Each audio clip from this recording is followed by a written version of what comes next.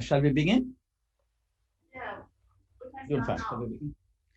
Um, okay. Greetings to the participants in this class, and thank you for your enthusiasm to take this course, introductory course, and the title is Introduction to Polymer Physics. And we have many concepts to follow, to understand and implement. So basically, what I like to do is to begin with the scope. What are we going to do? The general picture. Well, all of us know a homopolymer, say, for example, carbon-based polymer, right, would be a connection of many of these monomers with different chemical groups.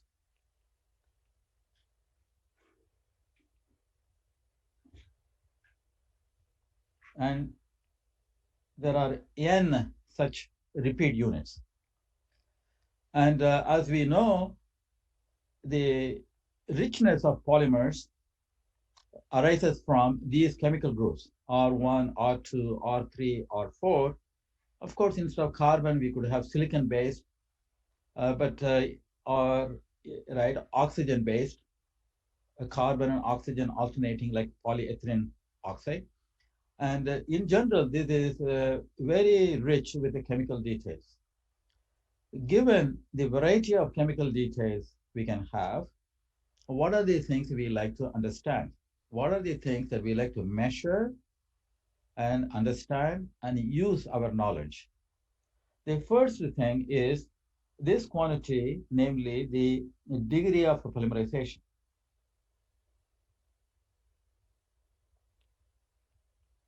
How do we measure this? Which is related to molar mass. What is the molecular weight of a particular molecule, one polymer? So this molar mass is dependent on the degree of polymerization. Of course, molar mass is proportional to degree of polymerization, namely mass of one repeat unit times the number of those repeat units.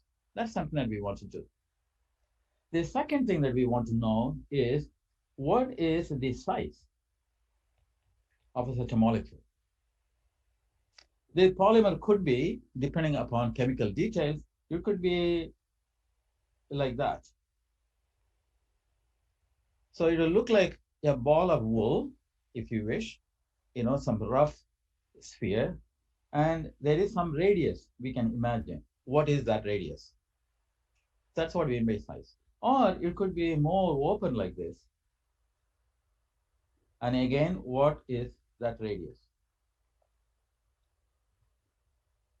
Or it could be highly branched.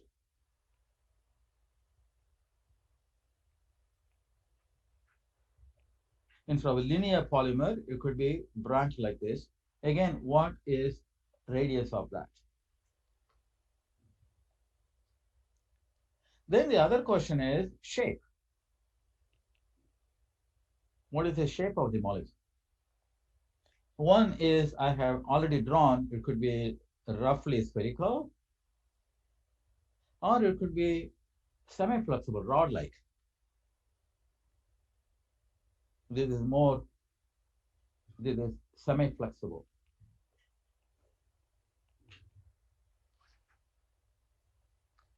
So these are the basic quantities that we want to describe the molecule. First, our chemistry friends make these molecules, and our task is to go and measure the molar mass or understand how the molar mass can be measured. And then based upon this, what is the size of this molecule? And how does that depend on molar mass? What's the relationship between the size and the degree of polymerization? And then what is the shape of this molecule? What's the relationship between the shape and size and chemical architecture, like a branched polymer versus a linear polymer, etc., etc. So that is our primary goal. And once we characterize them, we will have their properties, thermodynamic properties, mechanical properties, and how they respond depending upon their conditions. So what do we want to do? What is the scope? Once we know how to characterize individual molecules, we want to know structure, structure alone, and also their assemblies. How do they assemble?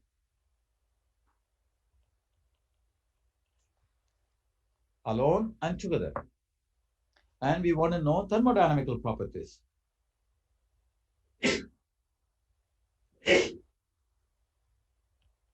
And we also want to know how do they move around, right? With respect to temperature, how do they move around? Dynamics. Then we also want to know how do they undergo phase transformations from liquid to solid, and solid to vapor, and blends, etc. So phase transitions. These are the properties that we like to understand once we know how to characterize the polymers. Okay, after we do these things, we need to understand how do we tinker with the experiments to harness the desired properties that we like to have. In order to do that, we need to understand these things. We need to understand these things in terms of various experimental variables. What are the experimental variables? First of all, chemistry of the polymer,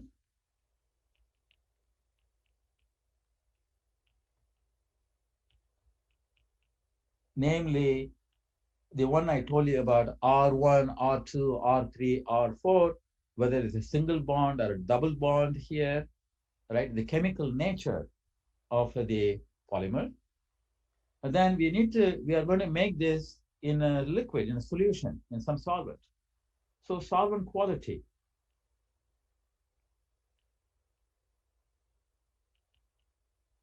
This is also chemistry. Like a decalin is different from a toluene. It's different from cyclohexane. These are the solvents. So we need to know how to understand the role of solvent. Then, of course, the natural variables are temperature.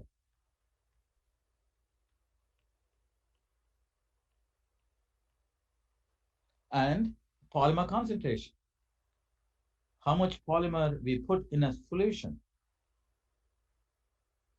Or is it a melt? There is no solvent at all. And of course, there are also driving forces like a flow. So these are the experimental handles.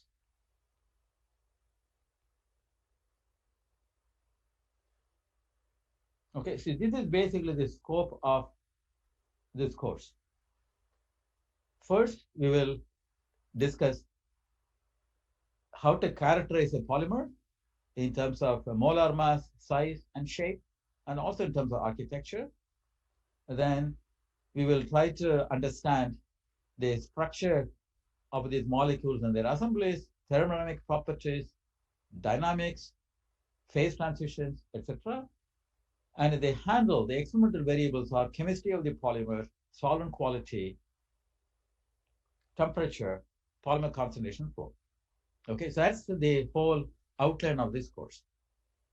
Now, what I like to do next is to address this issue of chemistry, because this is a polymer physics course, but we must understand how to account for the chemistry, because the chemistry is essential, because all the properties that we are going to discuss will depend upon chemical nature. So how do we want to treat the chemical properties first, to chemistry of a single polymer chain? How do you do that? Let me consider the simplest example. Okay, this is, I want to distinguish between uh, short length scale properties versus the large length scale properties. So I'm going to talk about global properties versus local properties.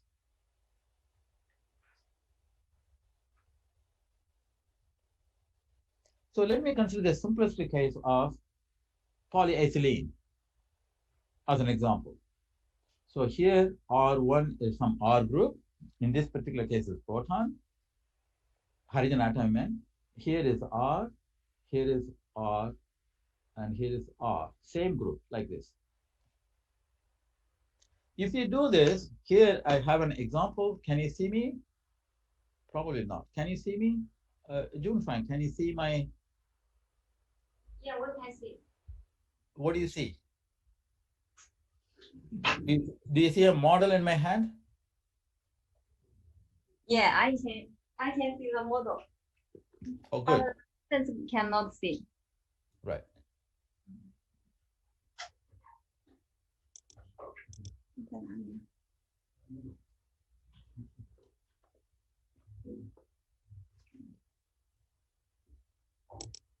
Perhaps I should stop this sharing. Only then you can see it.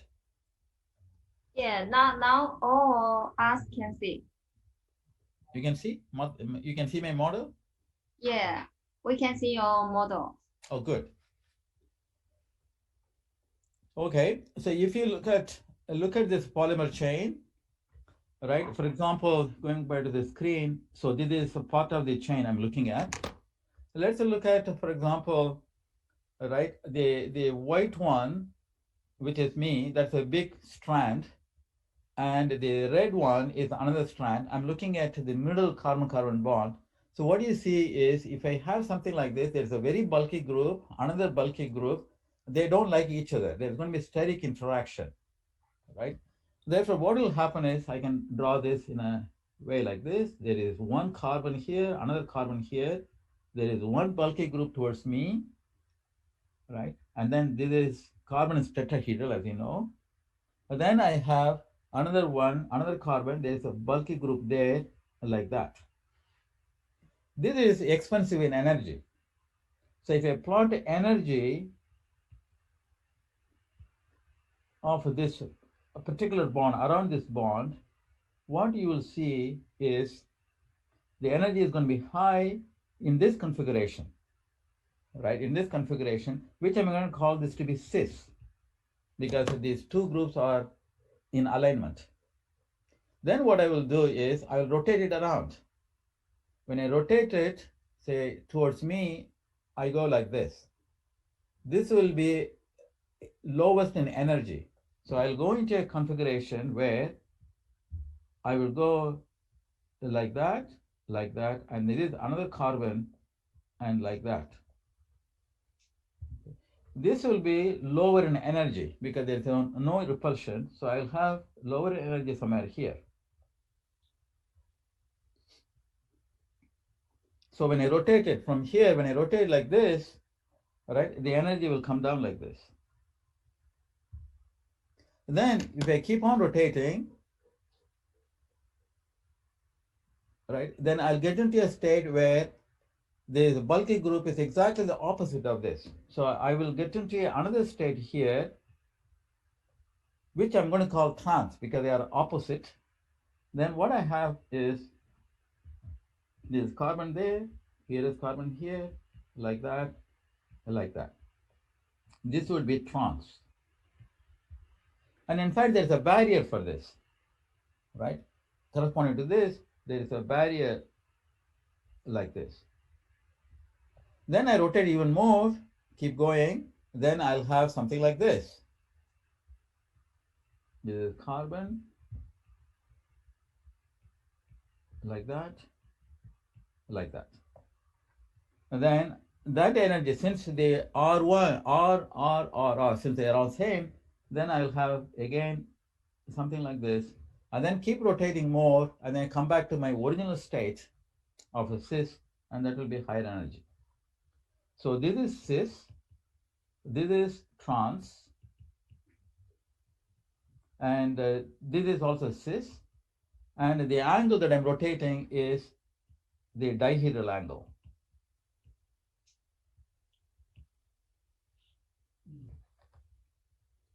And in the intermediate states, they are called gauche. This is gauche. This is also gauche. To distinguish these two, let me put plus and minus there. So this would be G plus and this would be G minus. This is a typical landscape, energy landscape. Whenever you go to a particular bond in the polymer, when you rotate it around, you get a landscape like this. And the feature of this landscape depends on the chemistry, because whether this barrier is high or small, or how deep this one is, how stable this trans is, all of them depend upon the particular nature of R's here, R1, R2, R3, R4. That's where the chemistry enters along the backbone of the chain. But there are two important quantities in this landscape.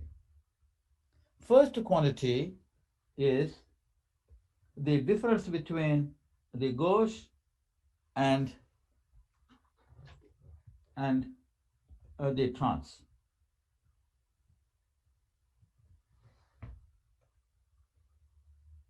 Let me write that to be delta epsilon.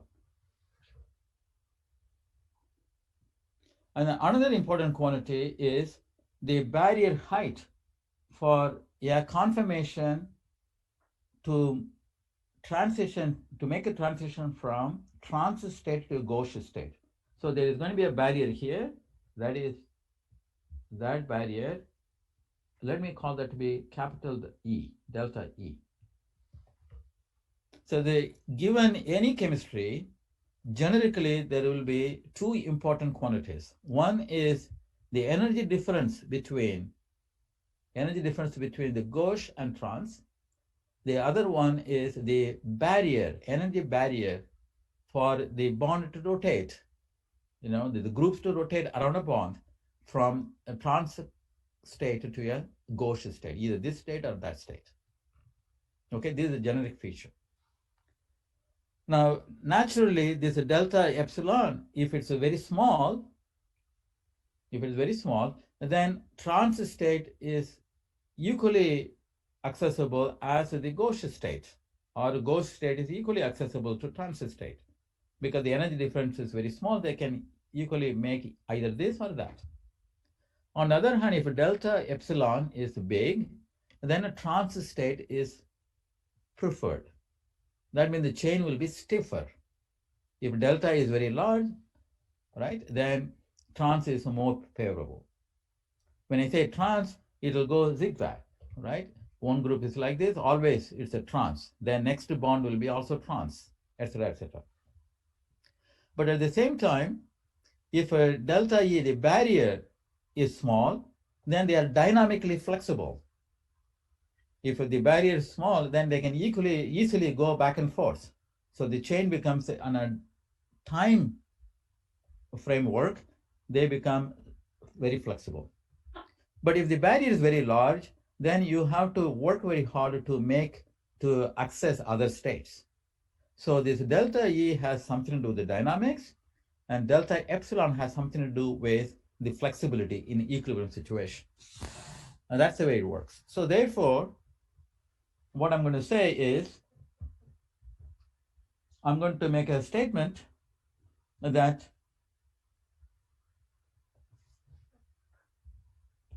delta epsilon by kT, K is Boltzmann constant, T is the temperature in absolute degrees Kelvin, right? Delta epsilon by kT. This is a measure of chain stiffness.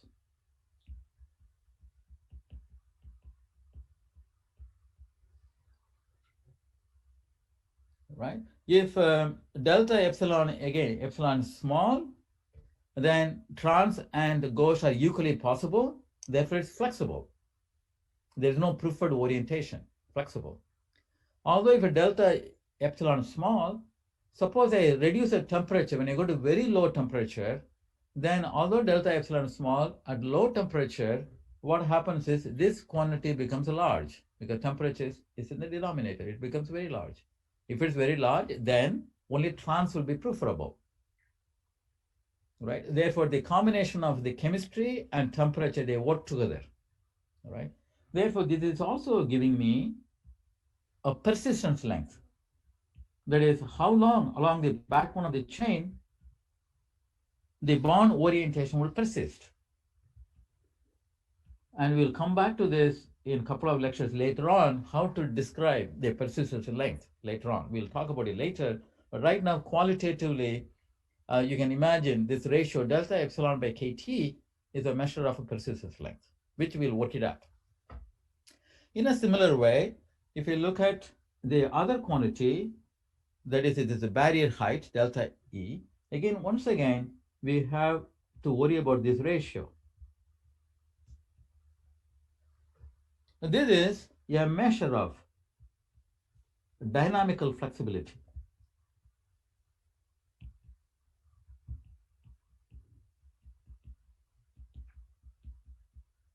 We will, this becomes important when this is how we get into glassy behavior, to some extent, crystallization behavior. We'll talk about it. There is a dynamical flexibility which is dictated by chemistry, right? Which is the delta E over kT. This also means, this gives me a characteristic time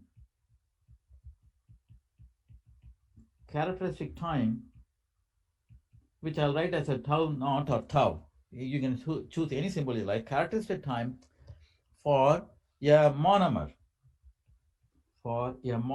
to jump around,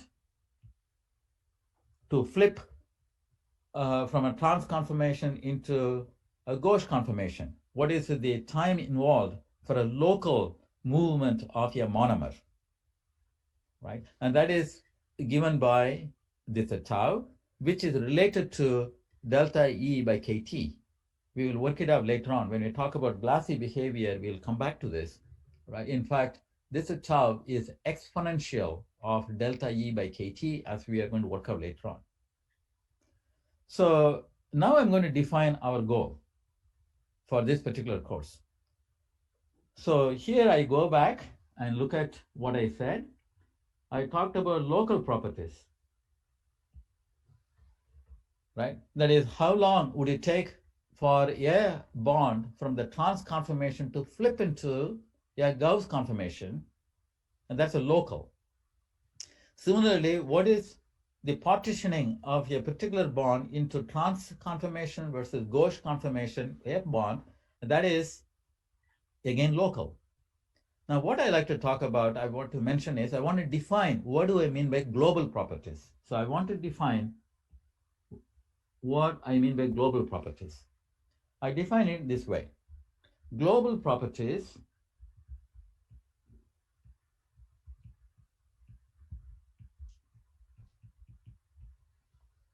deal with length scales larger than persistence length.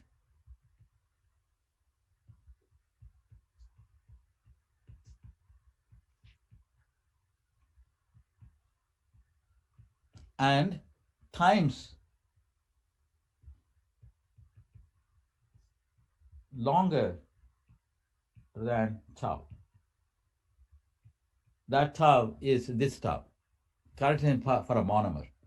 So this is what we mean by global properties. Okay. So through our course, we are going to be interested in global properties, because that's the polymer physics, right? We are going to be talking about larger length scale behavior, larger time scale behavior. Very rarely we'll go and describe local properties, like how does a particular monomer move, etc., etc. But in general, for the rest of the course, we are going to be talking about global properties. Okay. Okay, so if that's the case, I have a challenge. The challenge is, how do I build a bridge between the local properties and global properties? Because the chemistry is operating at local level, but I'm interested in physical properties at global level. how do I build a bridge between these two descriptions? How am I going to do? And that's what I'm going to do right now in another 20 minutes. Okay, I'm going to build a bridge or begin to build a bridge, right? Let's do that. So let me take what I would call a skeletal chain.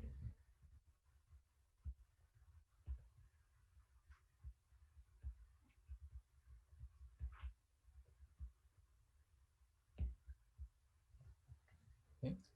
So a skeletal chain, as I said before, is right. So there is a carbon, one hydrogen there, another hydrogen there, the carbon, and this is hydrogen, hydrogen there, and on and on. It goes like this. So what I'm going to do is I'm going to combine them, right? Combine that group into what I would call a skeletal group. I would call this to be skeletal.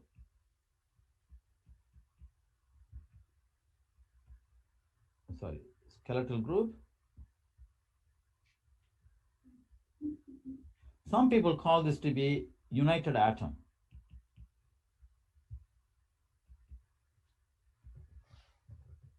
Okay. That's my nomenclature. If that's the case, then what I can do is I can do the following. Okay, I start with one united atom at one end, and then another one, and another one, another one, and on, right? Another one. Each circle that I'm drawing is one methylene group, right? And it keeps going. Keep going. So let me call this to be A0, that's a position vector of the first one. And let me call this a bond, this one, that is the bond vector. Okay. And then of course this would be A1, this is A2, etc., etc. Eventually I'll have this to be AN, and this is a bond vector, 1.5 angstroms, right? That's magnitude, but it's in that direction. And finally, this would be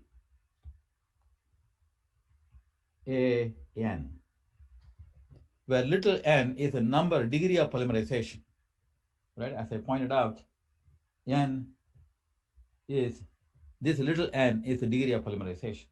So I have converted into the a conformation of the chain into a skeletal chain.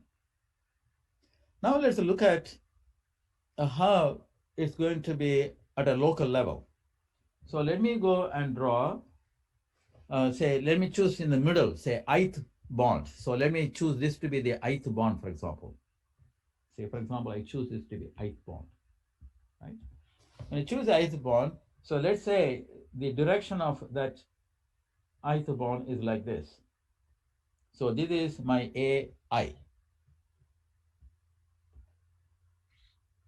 This is my AI. And then next bond comes, right? Next bond is going to be, say, something like this. Okay. And this is the tetrahedral angle, 109 degrees, right? That's a tetrahedral angle. But it is a convention in polymer community, right, that the complementary angle is called the bond angle. 180 degrees minus that one is bond angle. Okay. And then let me call that to be theta I. And of course, this vector is a I plus 1. Okay. Now, next bond is going to be, say, something like this. Okay. And with respect to that one, this angle would be theta I plus 1. But because of the dihedral angle I mentioned to you about, not only will be in a trans, or it could be gauche or something like this. So what will happen is it can be right? This could be anywhere along an ellipse or a circle.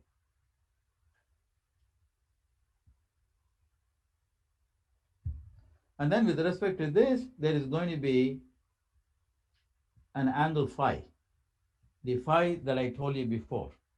This is the dihedral angle. That's what will happen in here. There is some angle there. So I need to specify, right? I need to specify the thetas and phis, and corresponding to that conformation, the energy will be different. Okay, this phi is actually for phi I plus 1. This is phi I plus 1. Okay, that gives a description of a conformation of the chain. Okay, and what are the quantities? Once I have a conformation, and for this conformation, I have an energy because I go and compute, right? I go and compute the energy landscape depending upon chemical details. And let's do that. Let's do this calculation. If we do this calculation, there are two important quantities that I like to look at. The first quantity I like to look at in general is mean square end-to-end distance, because that is a large scale quantity.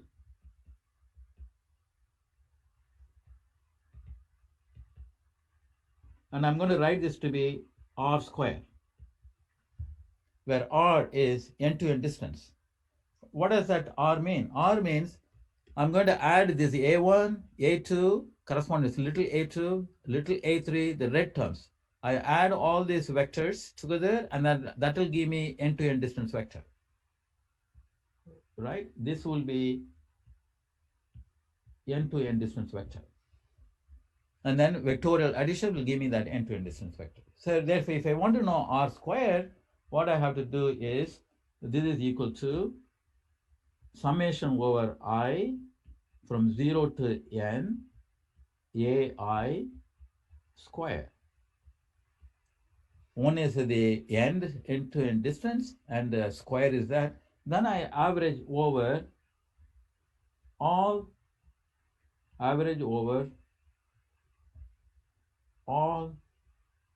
conformations, all allowed conformations. That probability is going to depend on this input, which in turn is going to depend on R1, R2, R3, R4. Okay, so that's how it works. That's R squared. And you can simplify the calculation. I can simply say the sum, and that is equal to number of bonds times the bond length squared plus, right, 2 times summation over I, summation over j, but larger than I. Then I have this quantity, ai dotted with aj average over conformations. This is a very general result, because this na square is coming from, when I take the square, same term, right? Yeah, same. When I have double sum here, when I take the square, it will be summation over I and summation over j. When I is equal to j, I get this term. When I is not equal to j, I get this term. So this is a very general result. The other quantity that I like to do is radius of gyration, right? So let me write down mean square radius of gyration.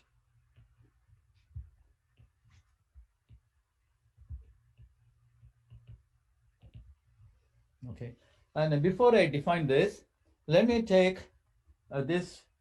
Let me draw it once again. Suppose I have a skeletal chain,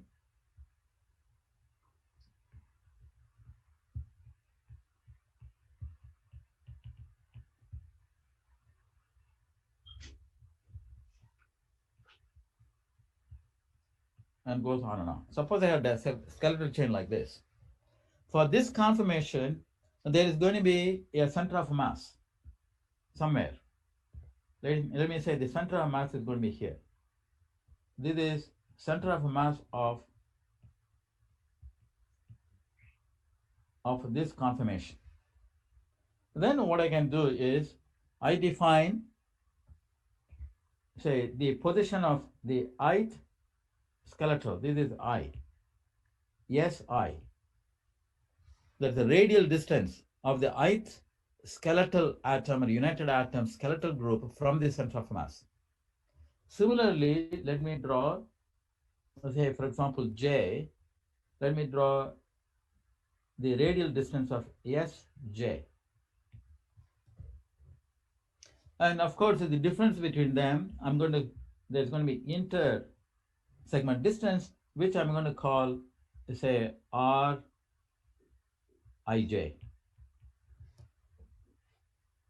The distance between ith united atom and jth united atom.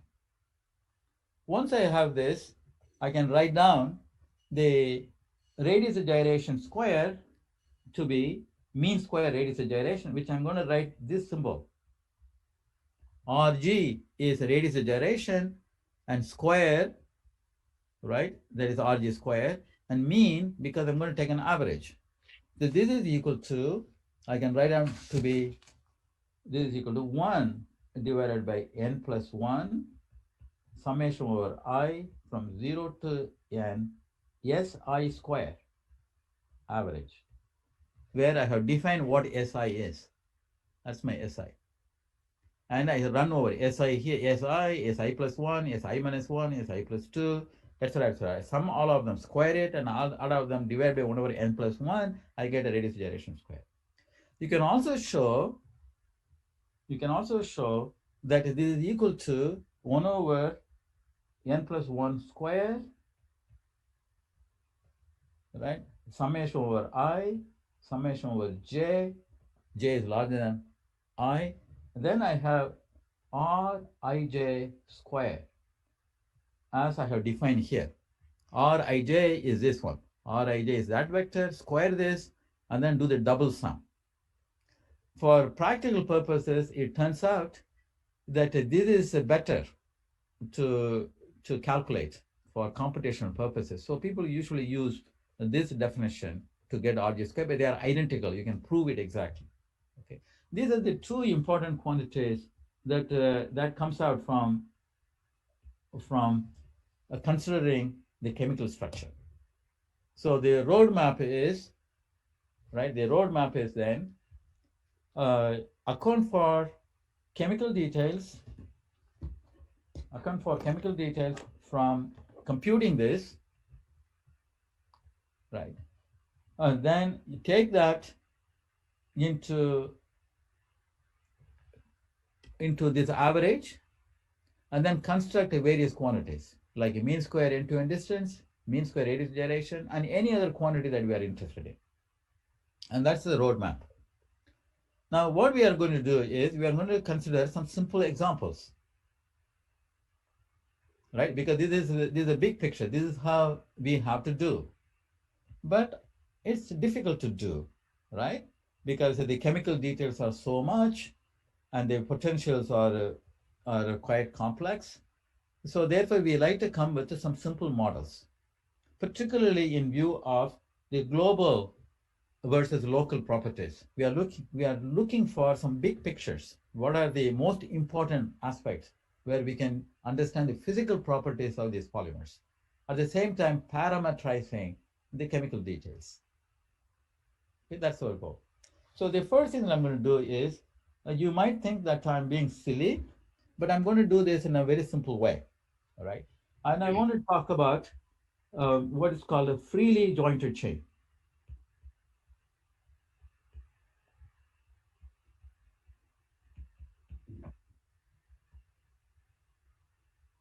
Freely jointed chain. What does that mean? I hope you can see my picture here. Jungfang, you had to help me. Are you able to see my picture here, my demonstration here? Yeah, we can see. Okay, so here is, now I have taken plenty of paper clips. I hooked them together, and this is the chain. But this model is kind of a baby-like model, very simple model, right? I take one bond, another bond, and the bond can rotate completely freely jointed. It can bend, no torsion, whatever. It's completely flexible. Not only flexible, it's freely jointed. So this is the simplest model that we can think of. And let's think about that. Let's take this freely jointed chain model. What does that mean? Right? What that means is I go here, right? That means the bond, ith bond, is not correlated with the jth bond, even if they are neighbors, because AI, right, is completely freely jointed. There is no correlation at all. That means that this average goes to zero in this model. So in a very simple way, right, this simply goes to zero, right, because they are not correlated, completely freely jointed. Therefore, one of the quantities that we are interested in is going to be R square is equal to NA square. Okay, because this is zero. This term is zero. Okay. And now what I want to emphasize here is I like to put a subscript here. I'm going to put a subscript as zero.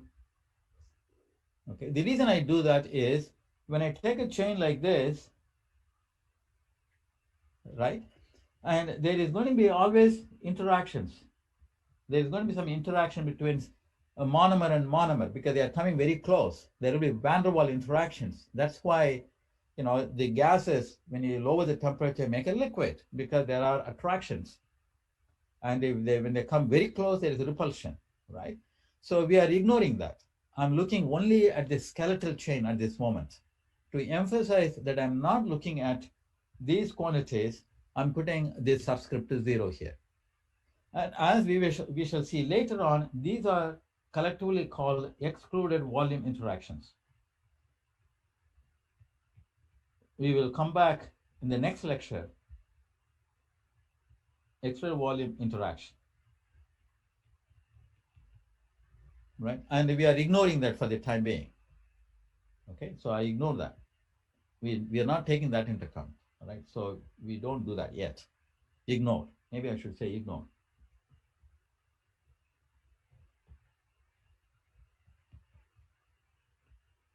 Ignore this for now. And that's the reason why I'm putting that, oh, sorry. I'm putting that zero there because I'm ignoring that. All right, if that's the case, then I can also do other calculations like Rij square is equal to A square I minus J. And in fact, end-to-end distance, I is one ith united atom, J is another united atom. If it's 0 and a little n, that will be n, same as that one. And then again, to be consistent, I'll put a subscript 0. And what happens to radius of gyration? Rg square, and I'll emphasize that.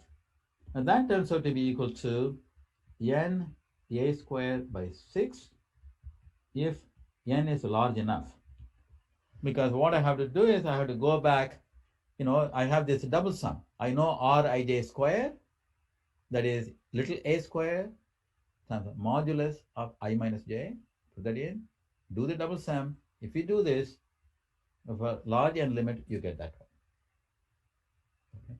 And the important thing that I want you to recognize in all these things is for a freely jointed chain, I want to simply say, right, I want you to recognize R, which is a measure of size, whether root mean square end-to-end distance or radius of gyration, this is essentially proportional to n for freely jointed chain. This is the degree of polymerization.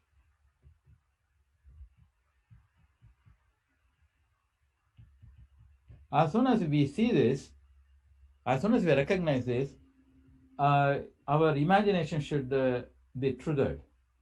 This is fantastic, as we are going to see later on. Okay, that's for a freely jointed chain. Now let's do one more model. well, two more models very quickly. Okay. Now instead of this, I want to do freely rotating chain. Freely rotating chain. If you do this, that is right. If it keeps on rotating, right, then uh, then you can show r squared without any extra volume effect is equal to n a squared times, let me define alpha is equal to cosine theta. Theta is our bond angle, right?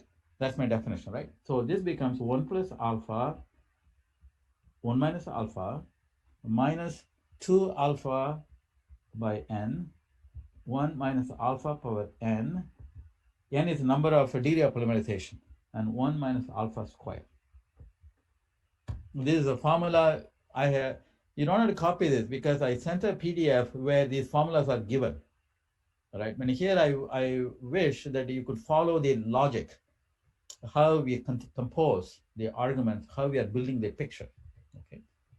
And of course, if for n much larger than 1, right? Look at this, 1 over n here, right? 1 over n is very small when n is very large. And then r square average goes like n a square 1 plus alpha divided by 1 minus alpha. Once again, you see a remarkable thing. R is proportional to, oh, did I make a mistake? No, this is square root of n, right? R square goes like n. R square goes like n. Once again. Okay, there's a picture that's coming in, right? If it's a freely jointed, I get R square going like n. And then if freely rotating, I'm adding a little more information. Yes, the number is different, right? Number is different. For a tetrahedral case, like a carbon, alpha is equal to 1/3. Tetrahedral coordination, or tetrahedral coordination,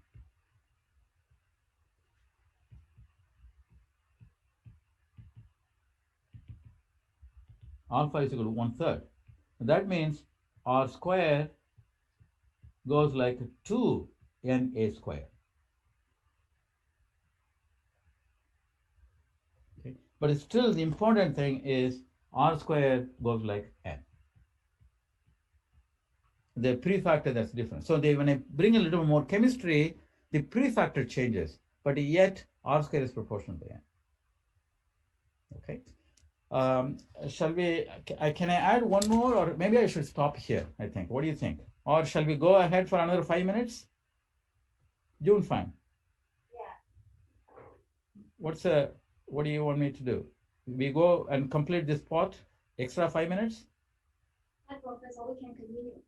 Okay. Now let me go to another situation, right? Now I have a barrier. For rotation, I have a barrier, right? But they are not correlated. Every rotation is independent, okay? So chains with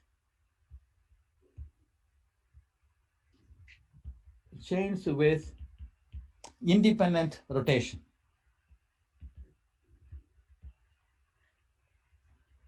Independent rotational barriers. That means a dihedral angle, right? There will be a preferred dihedral angle, rotational potentials. If you do this, you do the calculation. Paul Flory did this, and there's a book written by him, second book, and I have given reference in my handout.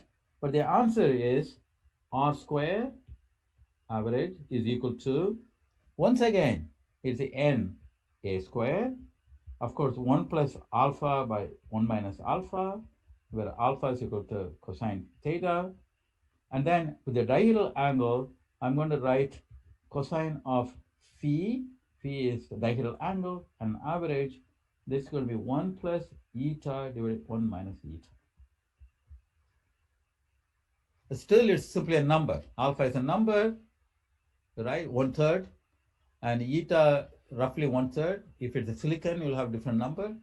And if you have double bond, you'll have a different number for alpha. But here eta is again some number. Okay.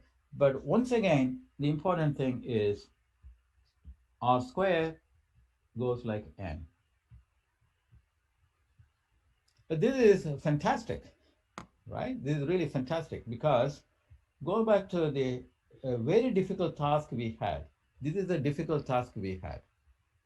And independent of the details, R1, R2, R3, R4, independent of the details, right? Independent of everything. In general, if you do not worry about external volume interaction, if you ignore that, then in general, it turns out to be that R square is proportional to number of bonds. R square is proportional to degree of polymerization. This is a very profound observation. Why is that? The reason is, remember, if I take a walk, right? If I take a walk, then if I go on a straight line, like a rod-like polymer, if I just take a walk, a straight line, then R square, end-to-end distance square, would be proportional to number of bonds square,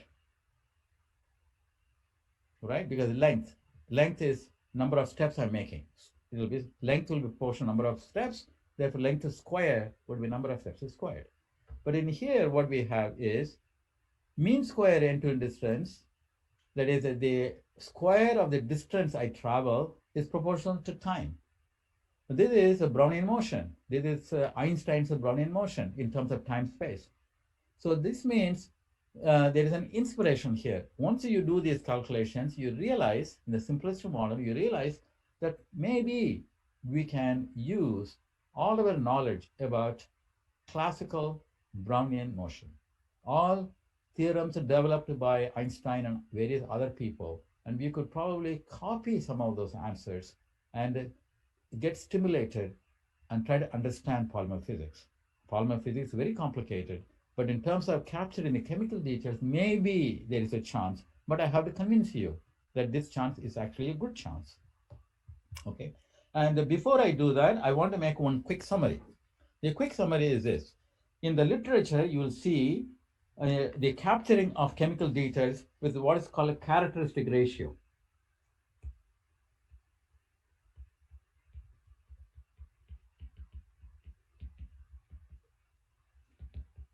And usually the symbol used is C infinity.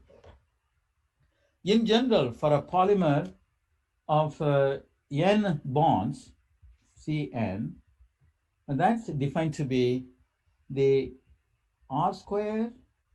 Once again, I want to put without extra volume interaction divided by the freely jointed chain result. For freely jointed chain result, it's Na square. Because we are always saying R square is proportional to N, right? And R square is a length square. So Na square is a bond length square. So that's the ratio. This is Cn. C infinity is when N goes to infinity. Okay. Again, for freely jointed chain,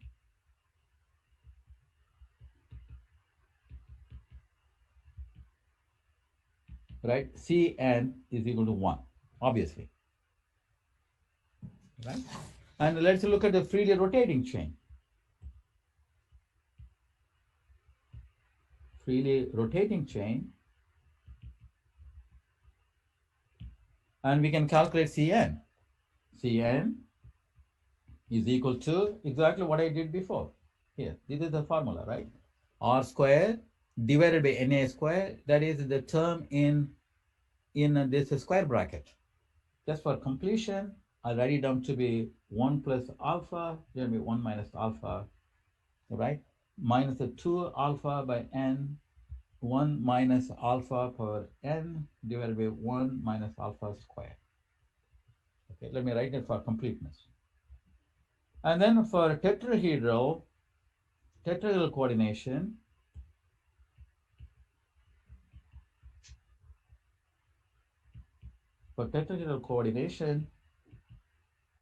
I told you alpha is equal to 1/3.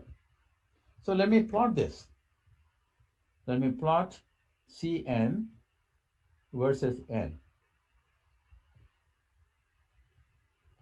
Take this function. When I plot it, what you will see is for short n, small n's, it will be linear. It will go like this. And eventually it will curve into something like this. For this particular case, right, when n goes to infinity, C infinity is 1 plus alpha divided by minus alpha, which we know it's 2. So that value is 2. When alpha is equal to 1, you can work it out. 1 minus alpha, this n is equal to 1. When you work it out, that's going to be 1. So Cn goes from 1 to 2, and this is around 20. N is around 20. Number of bonds is 20. So the point that I'm trying to make here is, once again,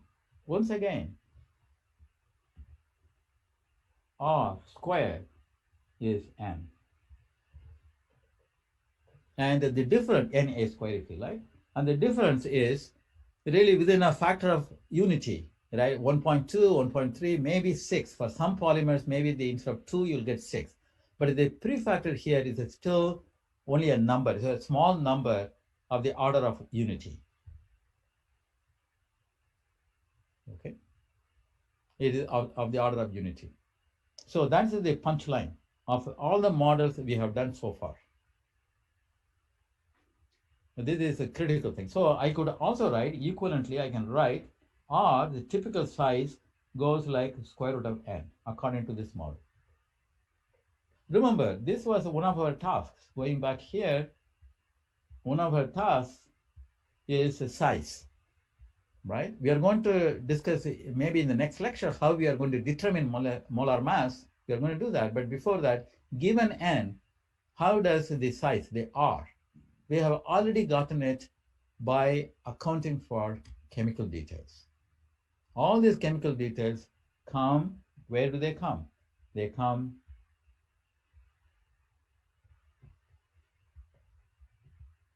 here.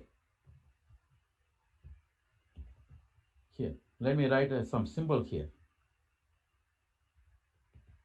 Okay, that's my chemical details.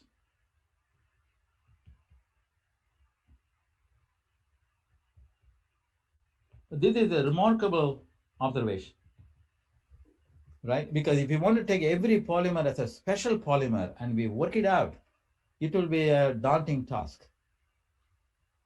right?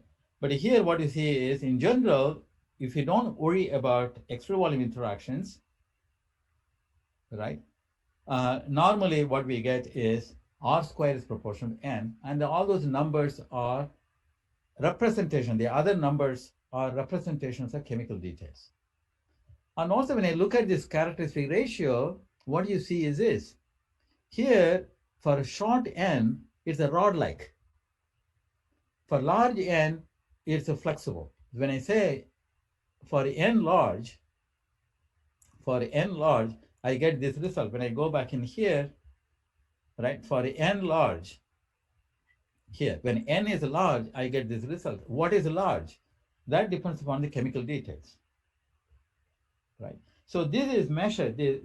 This indicates persistence length, how stiff the polymer is locally. The way the characteristic ratio changes from this linear line to this plateau value, the rate with which it does gives a measure of persistence length. It gives persistence length. Now, how many carbons you have to go along the backbone so that it becomes coil-like. So in this region, it's a rod-like. Locally, in this region, it's a coil-like. When I say coil-like, it's a force back and forth. Therefore, it is not, R squared is not going like, right? It's not going like n. That's coil-like. Instead, it goes like n squared, because if it's linear, Cn is proportional to n, Cn is proportional to n, therefore R squared goes like n squared. That's more like a Newtonian case, Newtonian works. Just you take an automobile, you go on a straight line, the distance is proportional to, right, the time. In the case of Einstein's Brownian motion, the distance is proportional to square root of time. So we have Newtonian analog, Einstein analog, here rod-like analog, rod-like situation, here coil-like situation. All these things come from Cn by computing Cn, and then in principle, we are going to be in large n limit.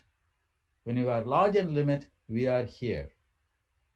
Okay, that's a global limit. And the degree of polymerization, we are not interested in oligomers at 10, 20, things like that. We are going to be, for these polymers, most of the polymers, we are going to be n to be 100, 1,000, things like that. Okay, I believe that this is a good place to stop, and then we can take a break. What do you think, Junfang? Yeah, we can 5 minute break. Okay, let's do that. Yeah, you should do.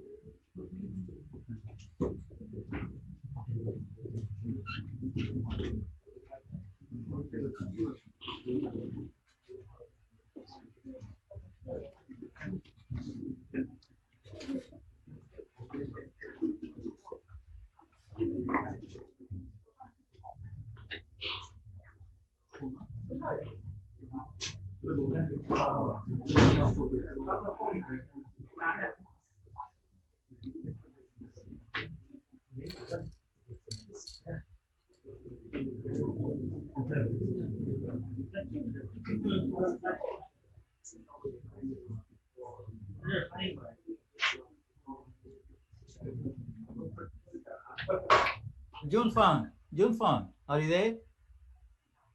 Junfang.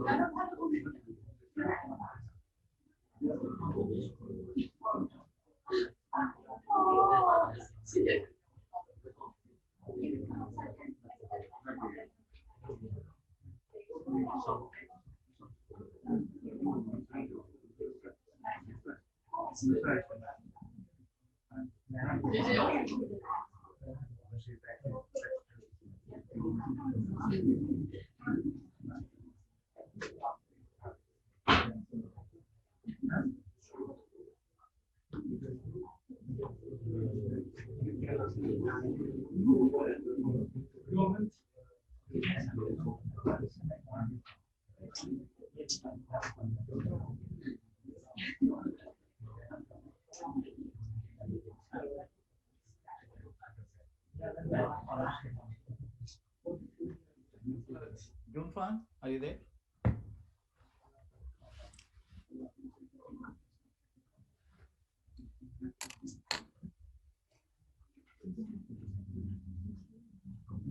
I'm Professor.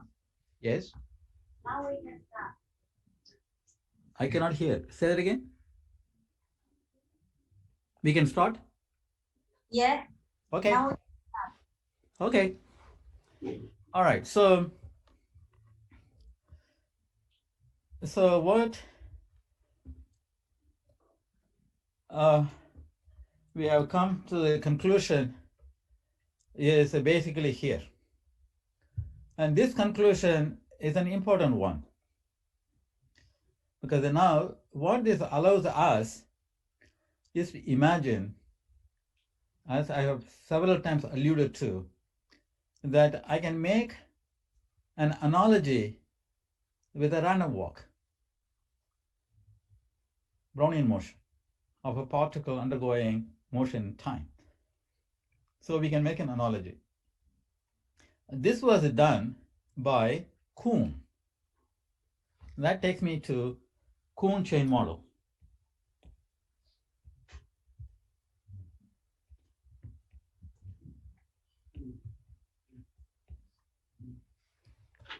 So what happens is this. Suppose you take a conformation at some temperature.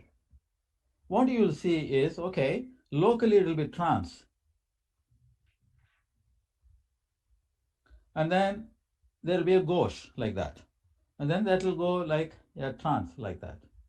And then a gauche again, trans like this. Then gauche, that's a gauche, right? Trans like this. And then again, maybe, right, like that, trans again, and on and on. And that means, okay, this is a typical conformation. Since I do know this, that comes very easily, right? That I know that, right? I know that because of the very first thing that we did, right? Freely jointed chain, right? Because we did this, right? Because this is the general definition. And then if these are not correlated, ai dot aj is 0, then I will get this result. Right? When they get correlated, I get some other number, but still I'm getting only this result n based upon the chemistry. But the important thing is that these vectors are not getting correlated. If they are not correlated, then I will be able to get this one. So what Kuhn imagined is, let me imagine that there is some local step, okay, because I already told you here for when n is short, number of bonds is small in number, 4, 5, something like this, it is going to be rod-like. So low, right? We know that. Only when we go to very large values of n, it's going to be coil-like. Therefore, I would imagine this is rod-like here, and then this is rod-like locally. This is another segment, another segment, another segment, etc. Right? Then I would say these are freely jointed, because if it's freely jointed, I do not have to worry about the bond vector, the net bond vector for this segment and the net bond vector for this segment. They are not correlated anymore, right? So he imagined, this is an imagination. This is a beautiful imagination, right? Imagination is, imagine. This is the critical step in the life of a scientist or an engineer or a poet, and imagination, right? Imagine, he imagined that a conformation can be considered to be made up of freely jointed segments. Freely jointed segments. And you don't need anything more. I need only there's a paper clip, chain of paper clips, right? It's a freely jointed. Now, except now, every paper clip now is a segment. Previously, it was a bond in the freely jointed chain. But here, I'm imagining the real chain with all the chemical potential, chemical details, right, can be imagined to be a series of segments, which we would call this to be Kuhn segment, named after him. Kuhn segment of average length L. So let me call this to be L, average length L. Right? And there are, now I'm going to use capital N. There are N Kuhn segments per chain. In other words, what I'm doing is I take this conformation and I write this to be something like this. I write it to be, okay, for this one, I write this one, that is a Kuhn segment. And then for this one, I say another segment. For this one, I write another segment. For this one, I write another segment. For this one, I write another segment. And it continues this way. So I'm saying this is Kuhn segment length L, and there are n such segments. There are n such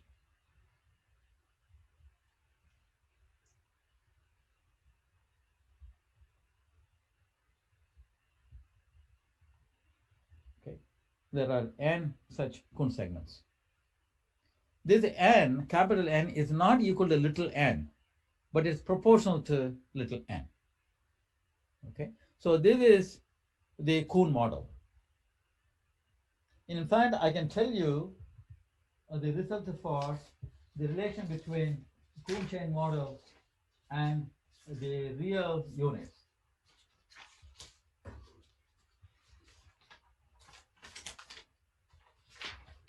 The connection, maybe this is for your notes, the connection between capital N and little n. Capital N is equal to little n cos square, cosine square, theta by 2, theta is a bond angle in the way we define, divided by C infinity.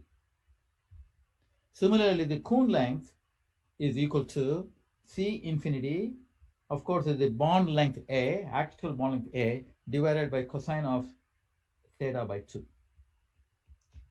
So this is a connection between real chemistry, right? Real chemistry and the parametrized chemistry. Although we have a rotational angle, right? Bond angle, and then bond length, right? And C infinity, which depends on chemistry. Once we know these things, then we know that capital N is proportional to little n, number of bonds, and Kuhn length L is proportional to the bond length, real bond length A, and there are prefactors. The chemistry is converted into these two parameters. So that's our Kuhn model. But the nice thing about this is it's freely jointed. That means, right, this is freely jointed. Freely, because if it's freely jointed, we know how to do the calculations. Because that's exactly, so you could also imagine that, okay, I have a Brownian particle here, makes a step of length L without any memory of where the particle was before, freely jointed, right? It could move by another distance L to a new place. It could be here, it could be there, it could be there, it could be there, right? Then again, without any memory whatsoever, without any persistence of the orientation, it can make another move in a random direction and on and on and on. So this is a trajectory of a random walker. The Kuhn chain model here, right? A conformation, A conformation, A chain conformation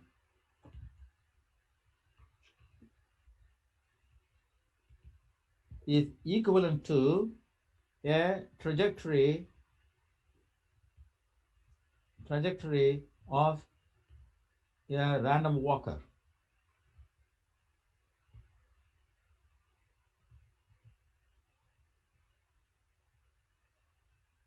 Random walker.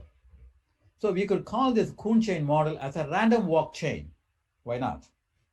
We could call this Kuhn chain model as a random walk chain. Now, since it's a freely jointed chain, we can write down the answers exactly with the paper and pencil. We can just look at it, copy for a freely jointed chain, we can write the answer. So what I'm going to do is I'm going to write the various important quantities. Okay, so let's do that. First of all, right, basically what I'm trying to say is, all right, since it's a random walking chain, I could imagine like this. That's my confirmation for large enough n.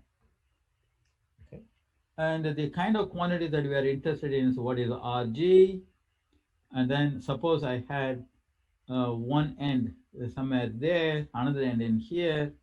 So what is um, n to n distance? Then also we can look at what is Rg squared, for example, things like that. This is Rg.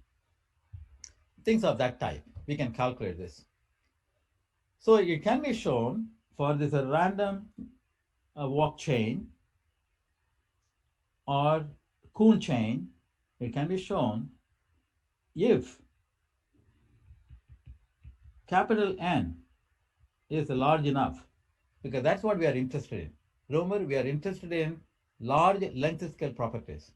If capital N is large enough, then we can calculate the probability that that chain will have end-to-end distance r, a conformation with an end-to-end distance r with n steps, n Kuhn steps, each having length L. Okay, if you do that, this comes to be 3 over 2 pi n L square, 3 by 2 is the minus 3 r square by 2 n L square. You can show this because remember I told you that this is like a trajectory of a random walker, because right when Kuhn came up with this model, there were already 30 years of experience with a random walk, or more than 30 years of experience with a random walk. So it's easy to copy the answer. Of course, you can also easily derive it, but it's easy to copy it. If you do this, the probability of getting n to n distance r after n Kuhn steps for freely jointed chain, namely the Kuhn chain, Kuhn random walk chain, is given by this formula. So R appears in here, N appears in here, and capital N is proportional to little n, because I told you that. Capital N is proportional to little n. That means it's proportional to molecular weight. So wherever you see capital N, throughout the rest of these lectures, capital N means is proportional molecular weight degree of polymerization. And there are some prefactors. If necessary, you will account for them. In general, for global properties, we take it for granted that we know how to deal with this, so we will not be explicit about it. Right. Now, the Kuhn length is proportional to little a, bond length, but it is not bond length. Kuhn length could be 1 nanometer, whereas little a could be 0.15 nanometer, right? That depends upon theta, depends on C infinity, all those things. Depending upon all those things, Kuhn length will be yes, some proportional number to a, some proportional constant times the bond length. Okay, so given that for any polymer now, we are making a huge jump. Any chemistry, if we ignore extruder volume interactions, if we ignore solvents, if just looking only skeletal properties of polymer, we could write down this formula as long as n is large. Okay, so what's the implication of this? First of all, I want to talk about mean square end-to-end distance, r square average. Because r square average is using this probability, we are going to calculate r square. Because that's how you know how to calculate the average, right? Integrate over r squared times the p r n divided by normalizes the integral of p r n, right? That's the way you do. If you do this, naturally you should get nl squared because it's freely jointed. Again, going back to the formulas that we had, right? This is r squared is equal to this. Instead of now, the bond length is little l. The little n is now capital N, right? Capital N. So they are not the orientations of these segments are not correlated. Therefore, this average is going to be 0. Therefore, I have capital N times little l squared.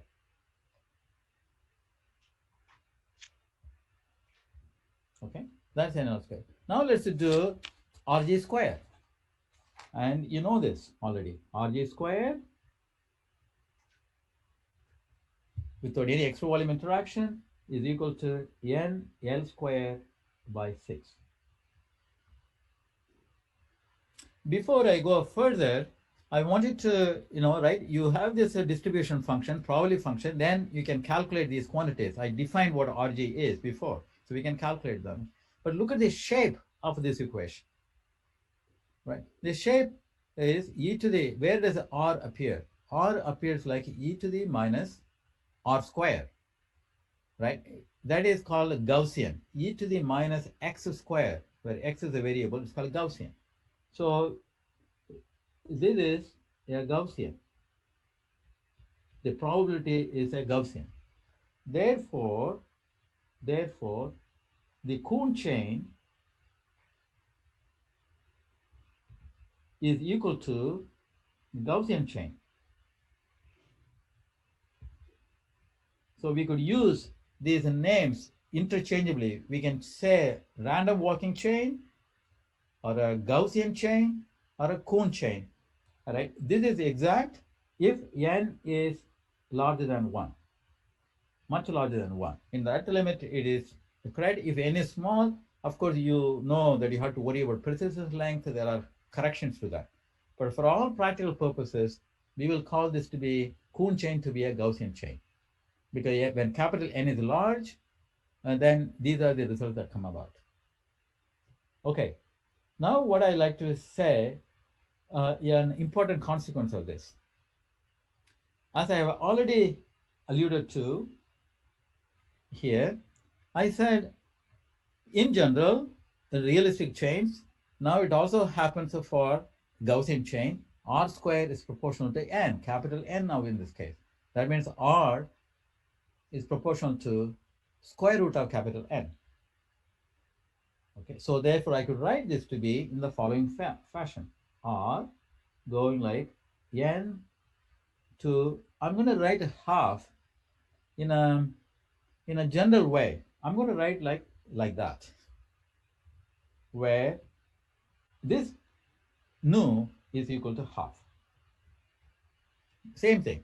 R is proportional to square root of N, I'm writing that, but except that I'm giving a symbol for this half, uh, an exponent.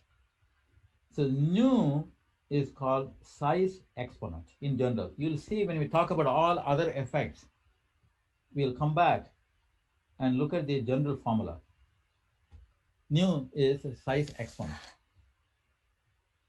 There's also one more thing I can do, right? I could define instead of R depending upon mass, power nu. Capital N is number of Kuhn steps, number of Kuhn segments in a chain. It is proportional to degree of polymerization. Therefore, it's proportional to mass. Therefore, here what I'm saying is R is proportional to mass power nu. Nu is a size exponent. Instead of doing this, I could also think in terms of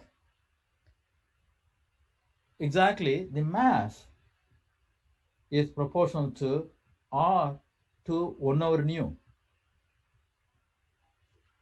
Same thing, right? R for 1 over nu is proportional to N.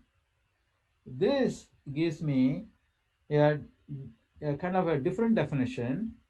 This means R, I'm going to give a symbol, dF is proportional to N, where dF is called fractal dimension. dF is equal to 1 over nu. It's called the fractal dimension of this object. This will come, particularly when you do scattering measurements, this comes often. We'll deal with experimental adventures in exploring polymer physics, and we'll come back and talk about dF. dF is a fractal dimension, and fractal dimension is simply reciprocal of, in our context, a reciprocal of the size exponent to nu. And the reason why we call this to be 1 over nu is the following. Suppose I had a ball of steel, then volume will be R power some number 3.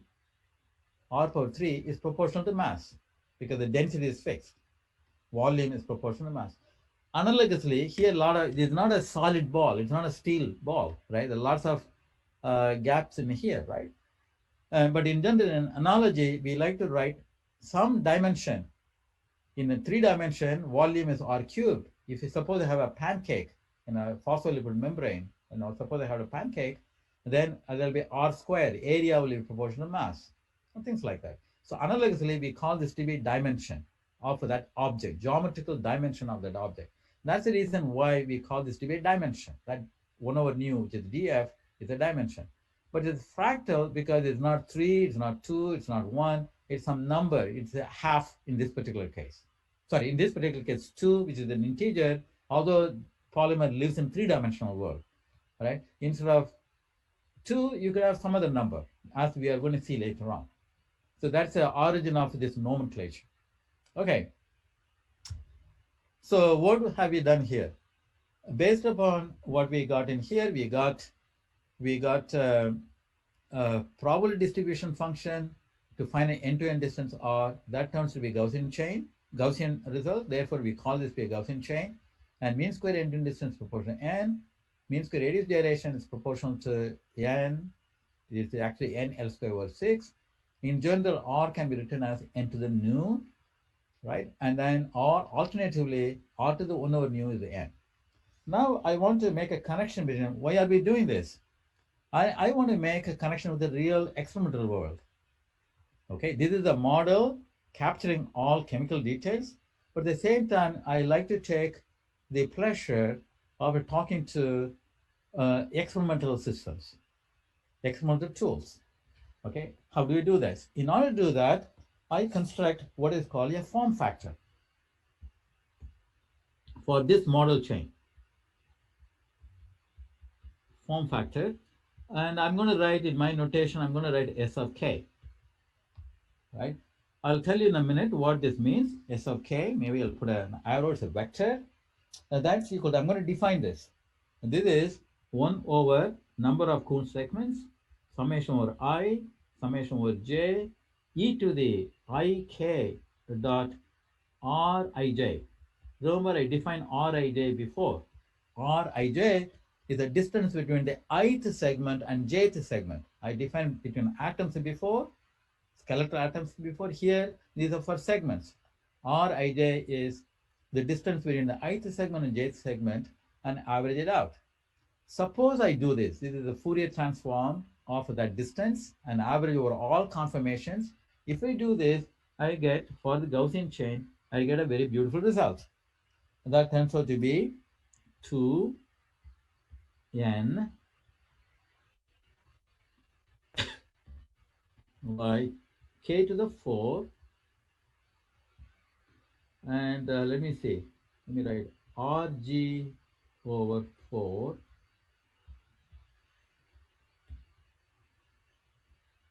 e to the minus k square rg 0 square minus 1 plus k square rg 0 square. That's what I get. And as you know, rg 0 square is equal to,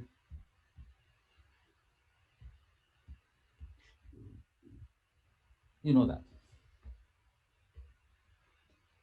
right? This expression is called Debye structure factor.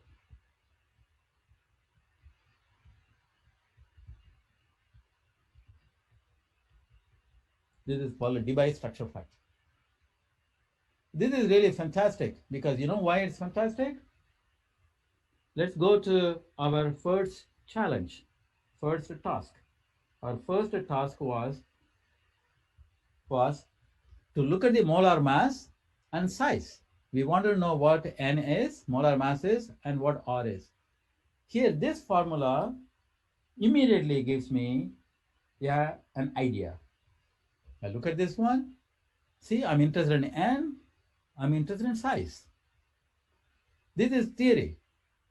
Kuhn model theory, right? Gaussian chain theory, right? This is the model. But it gives me a hint about how to measure N and Rg. Right away. I can get both N, molar mass, and size. How do I do this? Then the way you do that is this K, right? This S of K can be measured experimentally. This can be measured experimentally.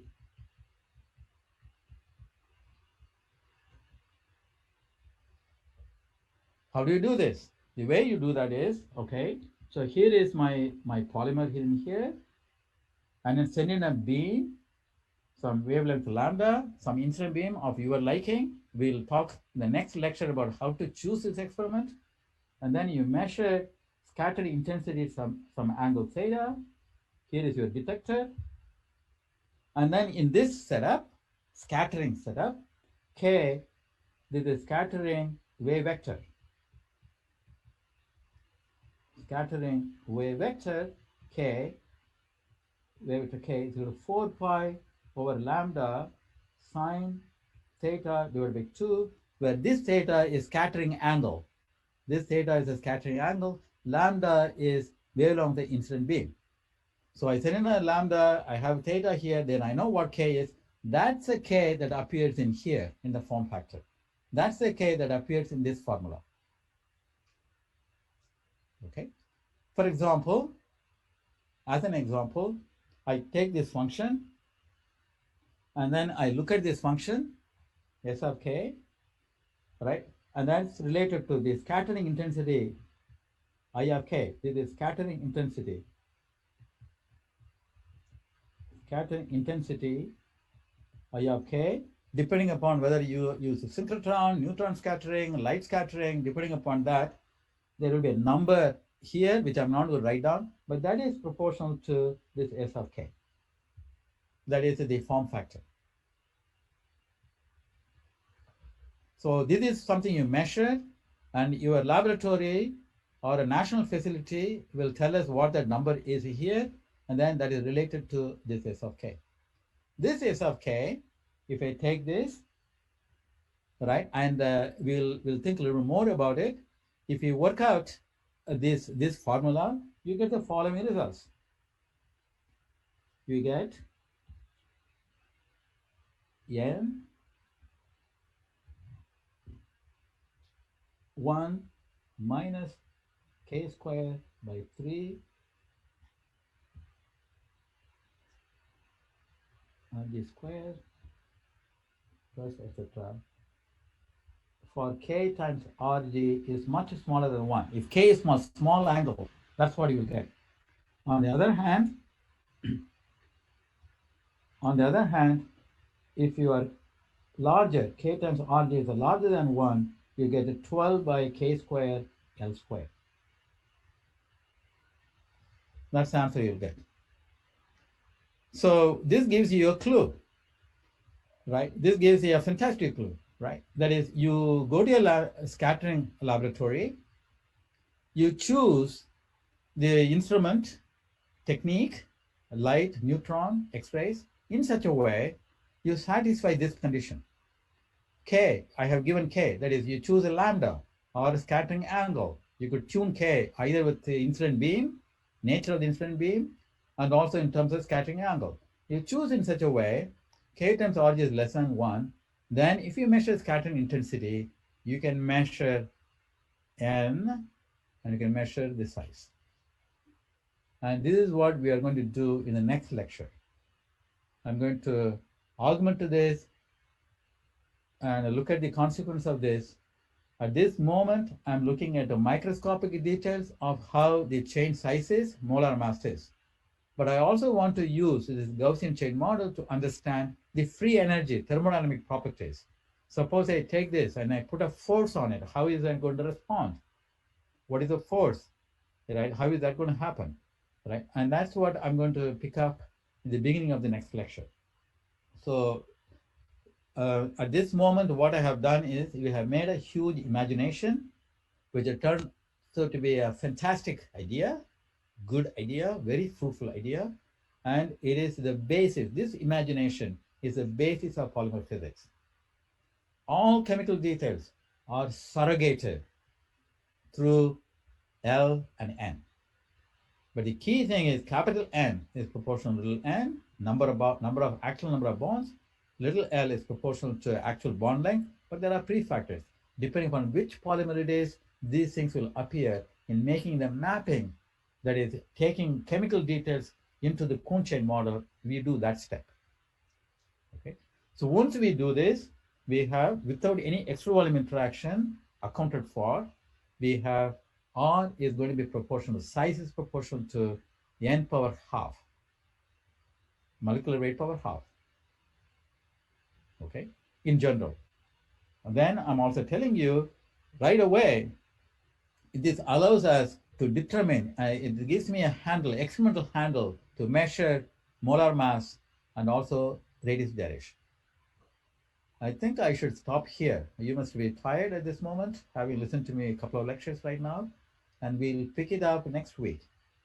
And what I'm going to do next week is to use this idea a little bit more, and I'll show you some experimental data, and we'll make a critique of that.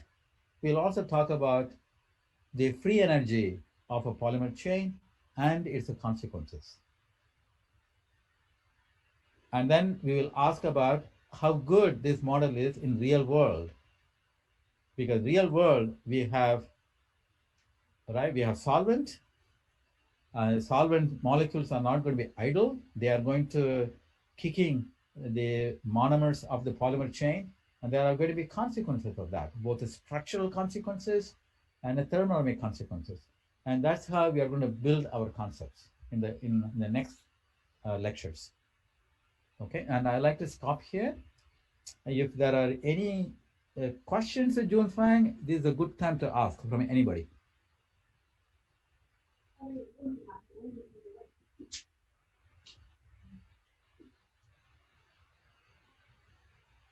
Well, they may think about it. We can, I'll entertain their questions again later on, next lectures. Okay, maybe June Fang, the floor is yours. So do as you wish. Yeah.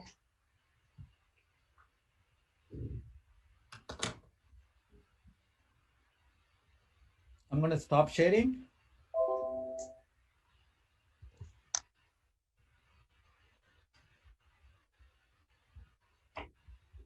Yeah, Professor. We will stop here. Okay, I'll stop the recording. All right. Okay, thank you.